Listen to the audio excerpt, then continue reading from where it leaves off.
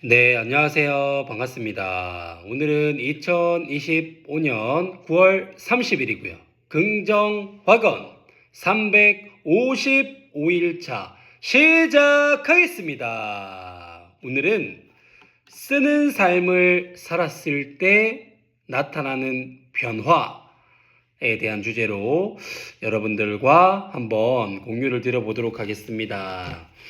글은 어떻게 삶이 되는가 책을 쓰신 김종훈 작가님의 책을 지금 5번째 읽고 있는데요. 너무 좋은 내용이 많아서 여러분들에게 공유를 좀 드리도록 하겠습니다. 동시에 10가지 분야에 대해 쓰면 일어나는 인생의 변화, 동시에 10가지 분야에 대해서 글로 쓴다는 것은 무엇을 의미하는 걸까? 하나 분명한 것은 당신이 누구든 아마도 그런 존재를 아직 본 적 없을 가능성이 높다는 것이다. 그런데 김종훈 작가님은 10가지 분야에 대해서 동시다발적으로 글을 쓴다고 합니다. 지금까지 내가 쓴 83권의 책을 살펴보면 분야가 10가지 정도 된다. 내가 그런 현실을 살 수 있었던 건 내 안에 어떤 특별한 능력이 있었기 때문일까? 글을 빠르게 그리고 쉽게 써서 만약 당신이 그렇게 생각한다면 그렇게 생각하는 이유가 바로 당신이 동시에 10가지 분야에 대한 글을 쓰지 못하는 결정적인 이유일 것이다. 라는 이 내용을 읽고 저는 이렇게 한번 문장을 바꿔보았습니다. 어떤 특별한 능력 때문에 타 축구클럽은 선수반 60명을 만들고 취미반 150명을 만든다라고 생각한다면 그 이유 때문에 결정적으로 나는 선수반 100명을 만들지 못하고 취미반 200명을 만들지 못하는 결정적인 이유가 될 것이다. 저는 이렇게 이제 문장을 해석을 했거든요.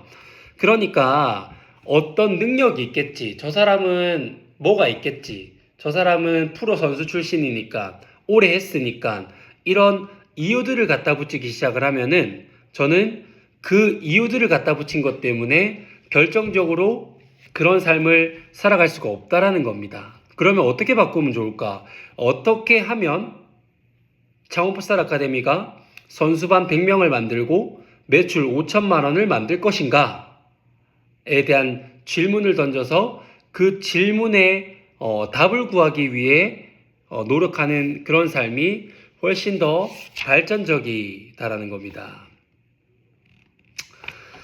주변을 관찰하는 능력과 정확하게 원하는 부분만 도려내는 안목, 도려낸 것을 각각의 분야에 맞게 분배하는 능력이 있다는 말이다. 그렇게 나는 매일 그것들을 하나로 잇는 연결력을 통해 10가지 분야의 글을 완성한다. 한 분야의 글만 쓸 수 있는 사람에게 세상이 하나라면 나는 10개의 세상을 갖고 산다고 보면 된다. 내 세계는 그래서 더 농밀하고 더 다양하다. 그게 바로 내가 여러분에게 글쓰기를 추천하는 이유이며 이 책을 쓰는 이유이다. 이런 능력을 갖추려면 세상에 쓸데없는 생각은 없다라는 태도로 일상을 시작해야 한다. 역할을 정해주지 못해서 그것을 할 수 없이 쓰레기라고 부르는 것처럼 떠오른 생각에 역할을 부여하지 못해서 많은 사람이 그것을 쓸데없는 거라고 치부하며 고민이나 잡생각이라고 부른다. 쓸데없는 생각 그만하고 일이나 해. 이런 방식의 모든 말이 바로 생각의 가치를 제대로 정해주지 못해서 나오는 대표적인 말이다. 만약 그 모든 것에 쓸모를 부여할 수 있다면 그것들은 순식간에 잡생각에서 위대한 영감이 될 수 있다. 영감과 생각은 스스로 위대해질 능력이 없다. 언제나 그것을 바라보며 사색하는 인간의 눈에서 기적은 탄생한다라는 대목인데요.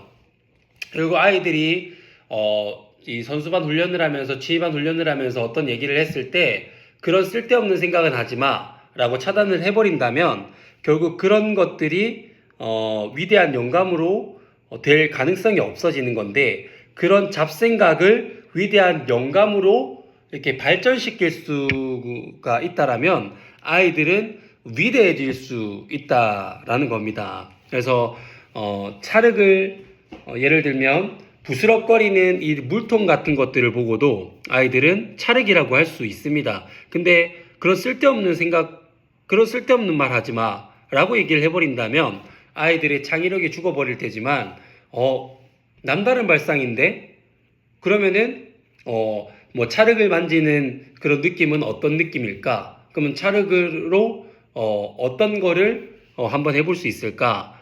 라든지 그렇게 질문을 자꾸 발전시켜 가지고 뭔가 이렇게 위대한 영감으로 갈 수 있는 그런 통로를 만든다면 훨씬 더 하루하루가 풍요롭고 농밀한 하루가 되지 않을까라고 생각을 합니다.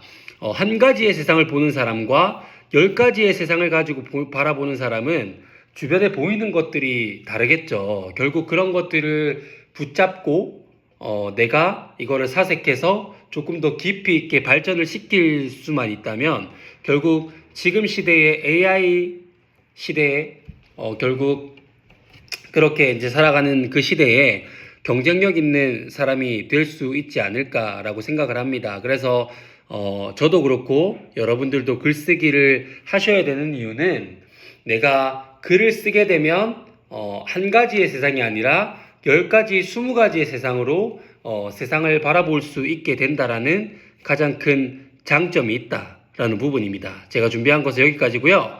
첫 번째, 나는 나 자신을 사랑한다. 두 번째, 나는 내가 좋다. 세 번째, 나를 무한한 잠재 능력을 가지고 있다. 네 번째, 매일매일 성장하고 감사하는 삶을 살아간다. 다섯 번째, 나를 구하는 유일한 길을 세상을 이롭게 하는 것이다. 여섯 번째, 나의 정체성은 연봉 2억 원을 버는 장원풋살 아카데미 경영자 잘된 운명 황치훈입니다. 반갑습니다. 일곱 번째, 황치훈은 잘된 운명입니다. 황치훈은 잘된 운명입니다. 황치훈은 잘된 운명입니다. 여덟 번째,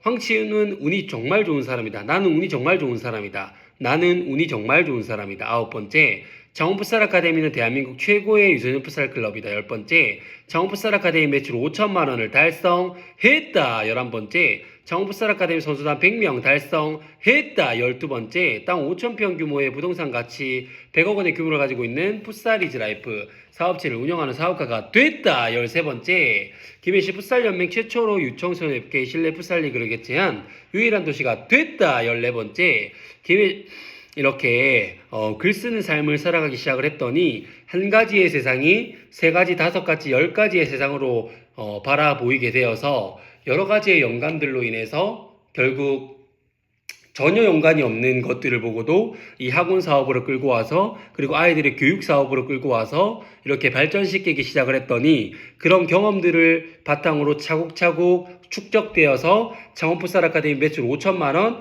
그리고 선수단 100명을 달성했고 그 경험을 바탕으로 책을 출간했더니 베스트셀러 작가가 됐고 수많은 곳에 강연을 해가 들어오고 수많은 자영업자분들에게 영향력을 주는 그런 멋진 사람이 됐다. 모든 것이 반드시 다 이루어졌다. 감사합니다.